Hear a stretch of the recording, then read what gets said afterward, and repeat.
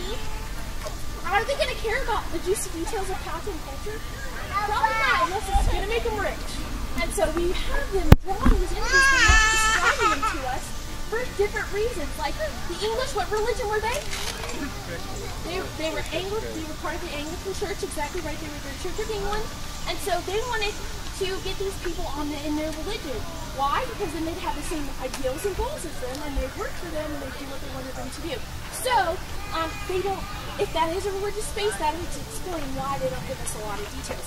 Now, as we get ready to go into the town, we're going to walk through the house because it's so hot today, and there's so many of us. We don't want to get anybody feeling sick, but if you look right now, what do you think the mountain's favorite color was? It looks like that. But has anybody ever heard of the Nasarina people before? They're really interesting culture because every Nasarina household there's a temple room with a window you can't see out of. And these people go there 8, 9, 10 times a day. They sing and they chant and they pray for God. Youth in this culture, they actually have the bones in their face twisted by metal as they go. And the women in this culture, about every 4 or 6 weeks, like to go put their heads in ovens for 30 minutes to an hour. Now, when I heard about them, I had their exact expression. Yeesh! I'm going to watch these bad boys on the National Geographic Channel. I'm not doing my field work there. But Nasarina is actually American spelled backwards. Okay? So what is the temple room of the Indian considered? Your bathroom. Who sings in the bathroom? What about the metal that twists the guns in the kids' faces? Exactly. What about the ovens the ladies put their heads in? Hair dryer. So I tell you about the Nasarinas not to trick me, even though it's kind of funny. The reason I tell you about them is that everything you're about to see is through somebody else's perspective, which is what all of history is. So everything that you're ever going to read has someone's personal bias in it. And that's why it's so important to read a lot of different sides to figure out what you should think about something. We tried really hard to show you the most true, accurate pieces out here. So let's head over to a house. They're called Jamaicans. You can remember that because Jamaicans never lived in New Hampshire.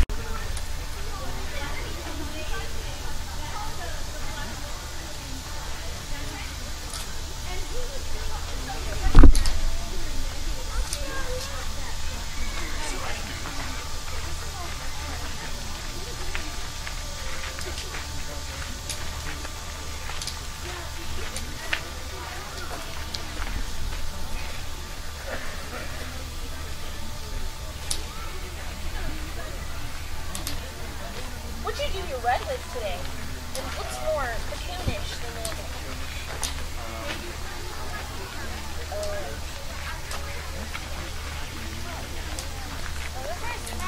Can't run away. That doorway height must be for something else, right? And that house is for something very specific. Powhatans are getting their food for. I see the little park over here. I think it's like only 6 hours.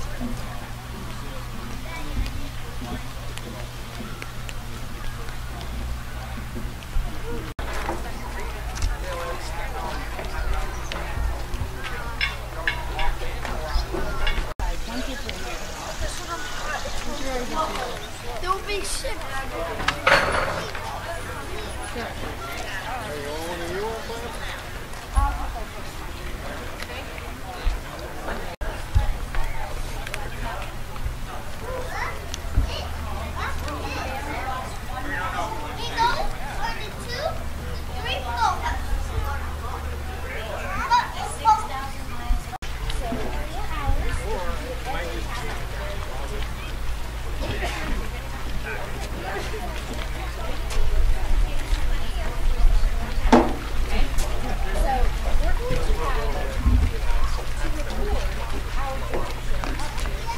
Compass rows.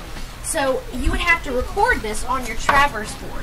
So let's say our first half hour has gone by and we need to figure out the direction we're sailing. Now, guys, where are you guys from? North Carolina. North Carolina. What direction is that from here?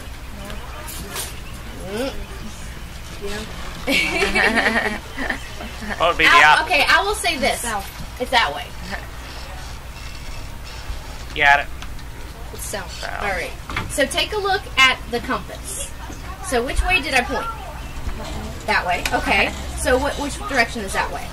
Take a look at the compass. There aren't any letters or numbers on it, but there are a couple of symbols. This symbol right here, the fleur-de-lis, always represents north on your maps, your charts, your compasses.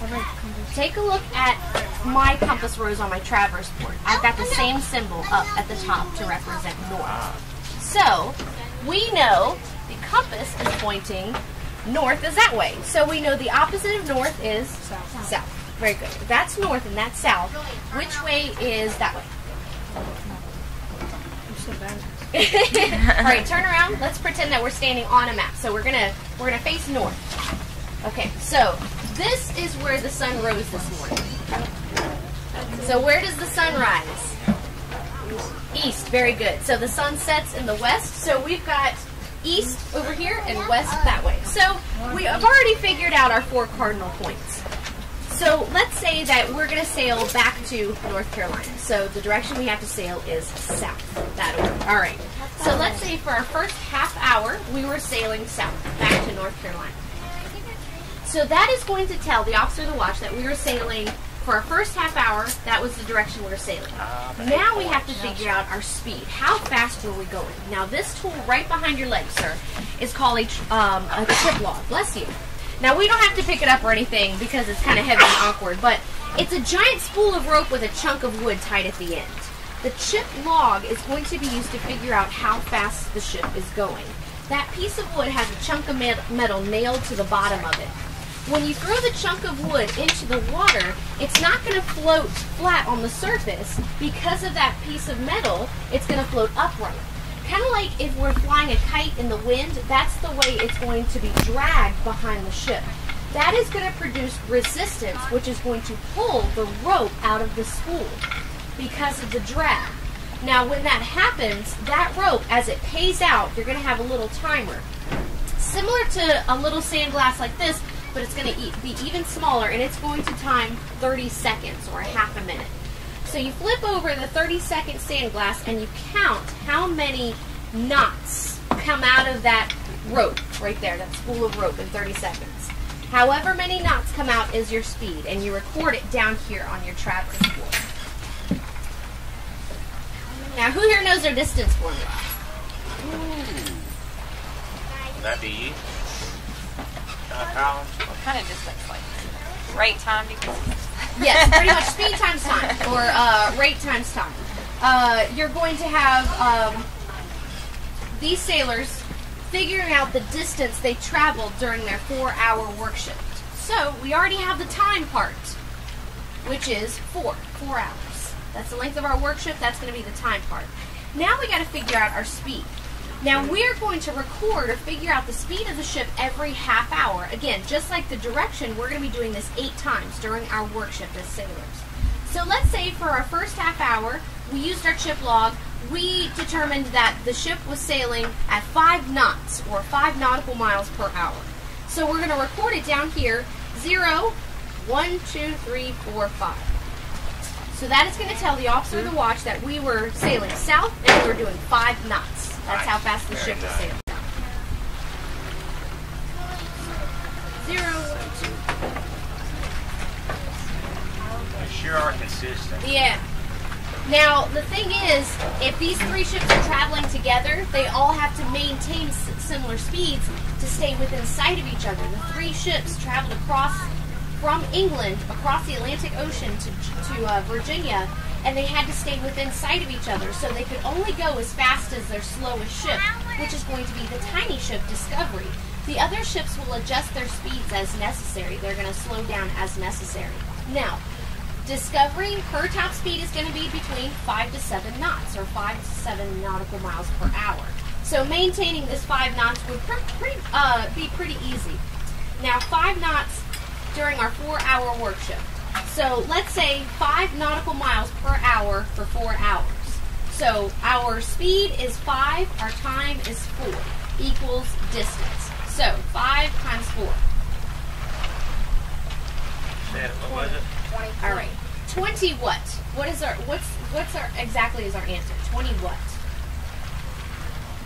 Remember, it's the distance. Nautical miles. 20 nautical miles is the distance we traveled during our 4-hour work shift. So we know the distance we traveled from Jamestown. So we know 20 nautical miles. What direction? South. Very good. So this is called deduced reckoning or dead reckoning. If you guys join the Navy or the Coast Guard or the Air Force, this is something that you would learn how to do. So that is literally dead reckoning. Dead reckoning. Very nice. You would pretty much map it on your charts. You would pretty much draw a line south. Let's say we start off at Jamestown. You would draw a line due south, straight from there, and you would, using a scale on your map, figure out how far 20 nautical miles is, and then drop your next point on that line 20 nautical miles south of Jamestown. How accurate were they? It's very accurate. It's as accurate as it needs to be to get them into roughly the part of the world they need to be. Accurate enough with a timekeeper. Yes. Unfortunately, we don't have an accurate timekeeping device accurate enough to accurately measure longitude. The longitude is measured on land very accurately because you have an accurate timekeeping device, pretty much a pendulum. That's not going to do you much good on a rocking ship. Right. So there's your timekeeping device there. When you measure the angle of a celestial body or measure the altitude of a celestial body, you have to know exactly what time it is to figure out your placement pretty much in the ocean or on the earth. Okay. So longitude is really a lot of guesswork, unfortunately. Their progress east and west, they can only measure using dead reckoning or deduced reckoning. Okay. Their progress north and south, they can measure by looking at their latitude. You can measure how high a celestial body is above the horizon at a certain time. You know when the... so they had to have pretty accurate... Oh, nobody's throwing rocks, are they?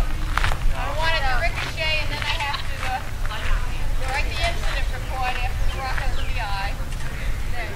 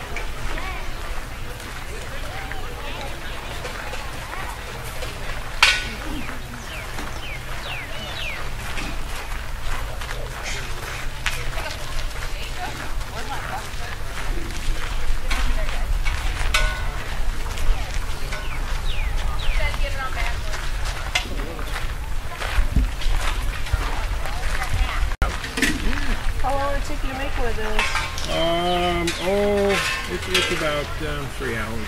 Okay. Most of the work though would have been repaired. Yeah. Manufactured goods done in England and then shipped here to Jamestown. Okay. A good one of those is shoes. Yeah. Made in England by a shoemaker. Get here and need repairs. It'd be done by a cobbler. Okay. Shoemakers make cobblers. The building behind you is an office.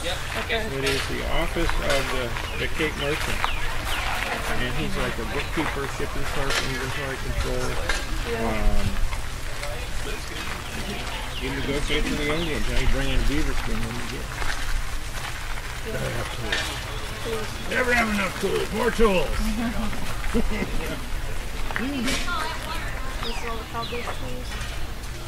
Yeah. If you had been doing anything for a while, you're going to accumulate tools. Or the company could have furnished tools and issued the tools. Work both ways.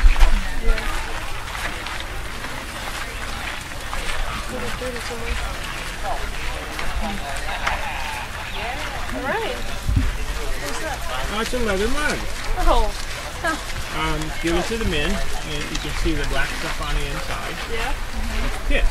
And that's what sealed it. Oh. Basically, sat from the pine tree. They use it on the ship. Between the deck boards, on the rigging, it keeps it warm. Give it to the men, and they're drinking.